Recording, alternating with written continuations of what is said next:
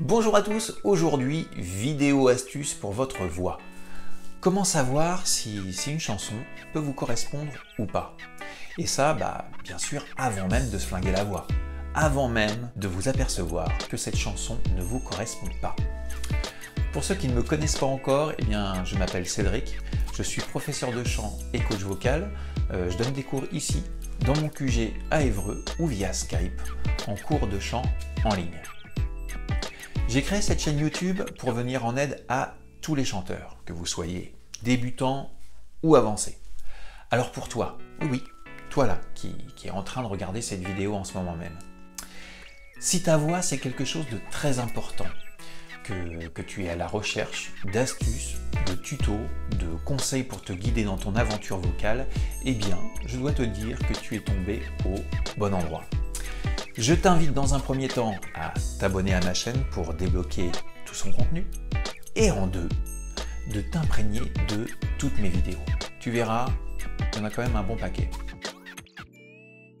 Ça te permettra de te faire une idée plus précise sur ma manière de travailler, sur ma pédagogie et ma philosophie du chant.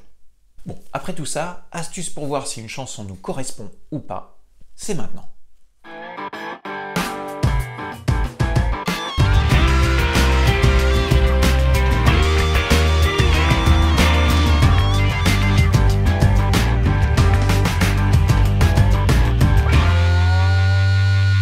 Je suis sûr que vous voyez exactement de quoi je parle. Mais si vous allumez votre poste de radio, vous entendez la chanson du moment, cette chanson que vous adorez, et vous vous mettez à chanter, vous vous mettez même à pousser, crier, voire même hurler pour pouvoir atteindre la note ultime. Vous voyez de quoi je parle? Cette note qui vous fait du bien, cette note exutoire, mais cette note aussi tellement casse-gueule aussi. Cette note qui fait que le lendemain, quand on se réveille, on n'a plus de voix. Puis ça gratte, ça pique, ça nous fait mal. Cette note aussi qui peut nous laisser croire qu'on n'a pas les capacités pour pouvoir la chanter. Alors je peux vous affirmer que les personnes que j'accompagne ont bien compris ce phénomène. L'importance d'avoir quelqu'un qui puisse les guider dans la bonne direction grâce à la technique vocale. Il est important quand on chante une chanson de ne pas avoir de serrage vocal. Donc mon astuce aujourd'hui, c'est simple. Pour voir si une chanson peut nous correspondre ou pas, c'est d'abord de la chantonner avec notre voix la plus légère possible. Pourquoi? Je vais vous le dire. Tout simplement parce que cette configuration vocale, on n'a pas de constriction, on n'a pas de tension. Si vous arrivez à atteindre les notes les plus hautes dans votre voix légère, ça voudra dire qu'en utilisant la technique vocale, vous pourrez par la suite atteindre cette même note avec une voix plus forte, plus ronde ou plus attaquante. Juste après avoir regardé cette vidéo, je vous invite à en regarder une autre qui s'affiche sur l'écran. Je montre un exemple d'une voix légère et qui se transforme sur une projection vocale.